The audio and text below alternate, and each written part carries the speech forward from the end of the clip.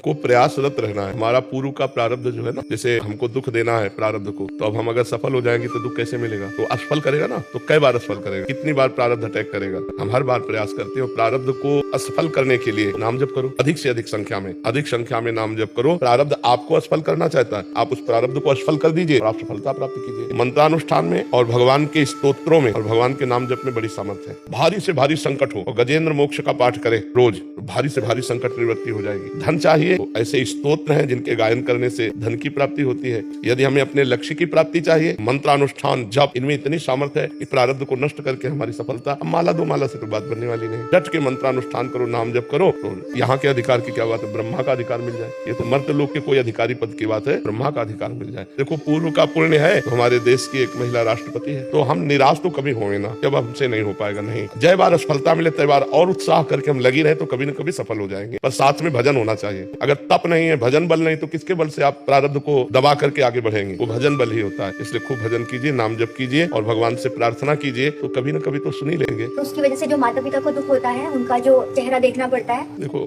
इस पे ध्यान नहीं देना चाहिए। वो तुम्हारे हाथ की बात है क्या? अब बच्चे इसी बात को ज्यादा ध्यान देने लगते हैं तो गलत मार्ग में चले जाते हैं। ना हम माता पिता के दुख को देखेंगे, ना स्वयं दुखी होंगे। ऐसे बच्चे तो गलत कदम उठा लेते हैं। बिल्कुल नहीं देखना। माता पिता दुखी है तो मैं क्या करूं? तुम्हारा प्रारब्ध भोग है, तो प्रयासरत हो। तुम्हारे प्रारब्ध में नहीं लिखा है हमसे सुख भोगना, तो कैसे करें? नहीं, हम पदाधिकारी बन जाए, आपको सुखी देखें, तो तुम्हारा भी प्रारब्ध है। तो इसलिए नाम जप करो, विवेक पूर्ण रहो, निराश मत हो और किसी के ज्यादा उदास होने पर चिंतन मत करो, क्योंकि वो अपने स्वार्थ से आपकी तरफ देख रहे हैं ना, कोई परमार्थ की तरफ थोड़ी देख रहे हैं। स्वार्थ संबंध की अगर मेरा बेटा बेटी पदाधिकारी हो जाता तो वो भी सुखी रहता और मुझे भी सुख प्राप्त होता, यही चिंतन होता है ना। तो वो प्रारब्ध के अधीन है। क्या जितना प्रयास करो, जब तक प्रारब्ध क्षीण नहीं होगा तब तक आपको बढ़ने नहीं देगा। एक मार्ग में प्रयास निष्फल हो जाए कई बार, तो दूसरा मार्ग चयन करना चाहिए। ऐसा नहीं कि आप पदाधिकारी बनकर ही केवल धन कमा सकते हैं, आप व्यापारी बनकर भी तो कमा सकते हैं, आप छोटा काम करके भी तो कर सकते हैं। तो हम देखें कि जिस विषय में बार बार असफल हो रहे हैं तो हमें मार्ग चेंज कर लेना चाहिए, हमें दूसरा मार्ग ले लेना चाहिए। तो हमें बहुत गंभीर रहना है, धैर्यवान रहना है और भगवान से जुड़े रहना है। तुम्हारी जिंदगी आज नहीं तो कल प्रकाशित हो जाएगी, भगवान कृपा कर देंगे।